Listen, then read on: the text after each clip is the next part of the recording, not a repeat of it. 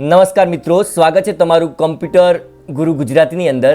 મિત્રો, આજે આપણે ધોરણ 9નું પાઠ્યપુસ્તક નવું આવેલું 2026માં કમ્પ્યુટર અધ્યયન ધોરણ 9 તેના આપણે મિત્રો ખરા ખોટા ખાલી જગ્યા તેમજ MCQ આપણે સોલ્યુશન જોવાના છીએ. તો તમે પણ ધોરણ 9ની અંદર અભ્યાસ કરતા હો તો તમારા માટે આ વિડીયો ખૂબ જ ઉપયોગી નીવડશે. તેમજ આપણે 9 થી 12ના તમામ કમ્પ્યુટરના વિડીયો આ ઉપર લેક્ચર અને મૂકવાના છીએ. તો હજુ સુધી જો ચેનલ સબસ્ક્રાઈબ ન કરી તો ચેનલ સબસ્ક્રાઈબ કરી દો. So let's start video. તો વિદ્યાર્થી મિત્રો, અહીંયા પહેલું જે છે ખરા ખોટાની અંદર કે સોફ્ટવેર એ કમ્પ્યુટરનો ભૌતિક ઘટક છે. તો વિદ્યાર્થી મિત્રો, સોફ્ટવેર એ ભૌતિક ના આવે, પરંતુ એ આપણને તેને સોફ્ટવેરને જોઈ શકીએ પરંતુ સ્પર્શ કરી શકતા નથી. જ્યારે ભૌતિક ભાગ એને કહેવાય કે જેને આપણે સ્પર્શ કરી શકીએ, જોઈ શકીએ એવા કમ્પ્યુટરના જે ભાગ છે તેમને ભૌતિક ઘટક કહેવામાં આવે. તો અહીંયા પહેલો જે પ્રશ્ન છે તે શું આવે તમે વિચારો અને તમે વિડીયો પોઝ કરીને તમે તમારો જવાબ જે છે તે તમે મનની અંદર વિચારી શકો છો અને પહેલાંથી નક્કી કરી શકો છો અને એ રીતે તમે જે છે તમારું મૂલ્યાંકન કરી શકો છો. તો અહીંયા જવાબ આવે છે ખોટું. બીજું છે કીબોર્ડ ઇનપુટ સાધન છે. તમે મિત્રો વિડીયો પોઝ કરીને તમે તમારો જવાબ મનની અંદર ધારી શકો છો. તો અહીંયા કીબોર્ડ એ સાચું જવાબ આવે છે કેમ કે તે ઇનપુટ ડિવાઇસ છે. CPU એટલે સેન્ટ્રલ પ્રોગ્રામ યુનિટ. તો અહીંયા જવાબ જોઈએ તો અહીંયા ખોટું કેમ કે CPU એટલે સેન્ટ્રલ પ્રોસેસિંગ યુનિટ જવાબ આવે છે. અહીંયા પ્રોગ્રામ લખેલું છે તે ખોટું છે, એટલા માટે ત્રીજામાં જવાબ આવે છે ખોટું. 4ની અંદર રોમમાં ડેટાનો સંગ્રહ હંગામી ધોરણે કરવામાં આવે છે. હંગામી એટલે કે ટેમ્પરરી રોમમાં. તો તે સાચું છે કે ખોટું? તો જોઈએ તો ખોટું કેમ કે રોમની અંદર કાયમી જેમ કે બાયોસ જે કાયમી સિસ્ટમને ચલાવવા માટે જરૂરી છે તેવા ડેટા સંગ્રહ કરવામાં આવે છે અને તે સ્થિર હોય છે, તે હંગામી હોતા નથી. રેમની અંદર ડેટા હંગામી ધોરણે સેવ કરવામાં આવે છે, જ્યારે રોમની અંદર એવું હોતું નથી, તે કાયમી હોય છે. ટચ સ્ક્રીન સાધન ઇનપુટ અને આઉટપુટ એમ બંને રીતે ઉપયોગ કરી લેવામાં આવે છે. તમે વિચારો તો એ સાચું છે કેમ કે આપણે મોબાઈલને ટચથી આપણે ઇનપુટ પણ માહિતી કરી શકીએ અને તે આપણને મોબાઈલ આઉટપુટ પણ આપણને આપે છે, એટલા માટે તે બંને ડિવાઇસ ગણવામાં આવે છે. હવે આપણે આગળ જોઈએ ખાલી જગ્યા. તો ખાલી જગ્યામાં પહેલી ખાલી જગ્યા છે કે એ ખાલી જગ્યા એક ઇલેક્ટ્રોનિક ડિવાઇસ છે જે ડેટા ઉપર પ્રક્રિયા કરે છે. તો એ કોણ છે? તો આપણને બધાને ખબર છે. તો એ છે કમ્પ્યુટર, ઇલેક્ટ્રોનિક ડિવાઇસ અને બહુલક્ષી યંત્ર છે. પહેલી જ આપણી લાઇનની અંદર છે.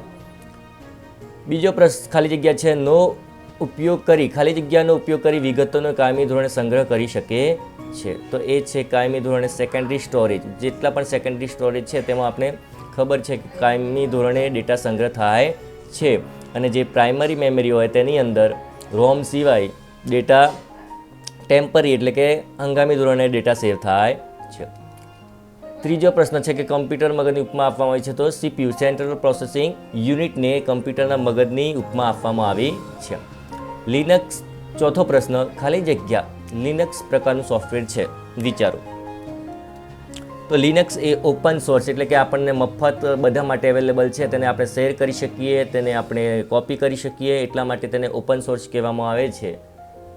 પાંચમું ખાલી જગ્યા છે કમ્પ્યુટરને સાધનો દ્વારા ડેટા પૂરા પાડવામાં આવે છે. તો વિચારો કમ્પ્યુટરને આપણે કયા સાધનો વડે ડેટા આપણે ઇનપુટ કરાવીએ છીએ? તો ઇનપુટ સાધનો દ્વારા. કયા સાધનો દ્વારા?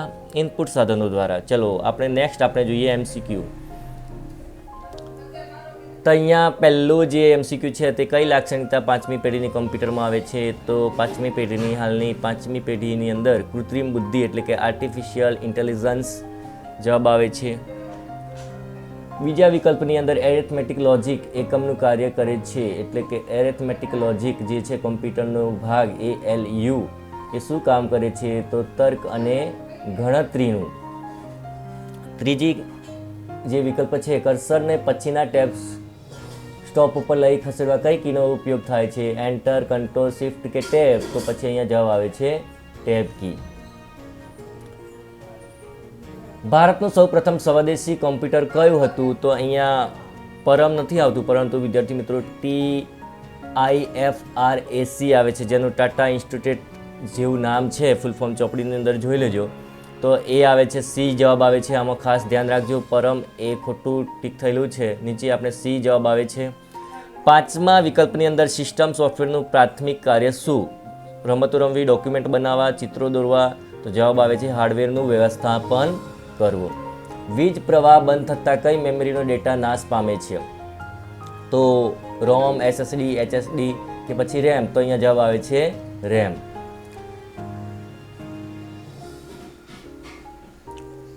છઠ્ઠામાં રેમ જવાબ આવે છે. સાતમીમાં કઈ પેઢીમાં માઇક્રો પ્રોસેસરનો સૌ પ્રથમ ઉપયોગ કરવામાં આવ્યો હતો?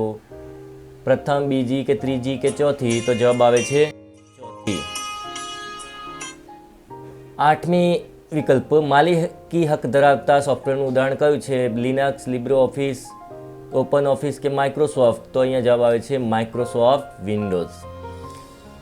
MCQ નંબર 9 કઈ કીનો ઉપયોગ કમાન્ડ અમલ કરવા માટે થાય છે? એટલે કે એસ્કેપ કી, સ્પેસ કી, ટેબ કી કે પછી એન્ટર કી? તો જવાબ આવે છે એન્ટર કી. કયા ઇનપુટ સાધન દ્વારા ભૌતિક ડોક્યુમેન્ટને ડિજિટલ સ્વરૂપમાં ફેરવી શકાય? કીબોર્ડના માધ્યમથી, માઉસ દ્વારા, પ્રિન્ટર દ્વારા કે પછી સ્કેનર દ્વારા? તો સ્કેનર દ્વારા. આપણે જે ફોટો હોય તે સ્કેનરની અંદર સ્કેન કરીને તેને કમ્પ્યુટરમાં નાખીએ તો એ પછી ડિજિટલ ઇમેજ થઈ જાય છે. તો આ વિદ્યાર્થી મિત્રો ખરા ખોટા MCQ અને ખાલી જગ્યા પ્રથમ પાઠના કમ્પ્યુટર ધોરણ 9ના છે, જે નવા પાઠ્યપુસ્તક પ્રમાણે છે, લેટેસ્ટ, અને આગળના ચેપ્ટરના પણ MCQ અને લેક્ચર પણ આપણે મૂકવાના છીએ. તો તમે વિદ્યાર્થી મિત્રો નવા હો આ ચેનલ ઉપર, કમ્પ્યુટર ગુરુ ગુજરાતી ઉપર, તો તમે ચેનલ સબસ્ક્રાઇબ, લાઇક, શેર કરવાનું ભૂલતા નહીં.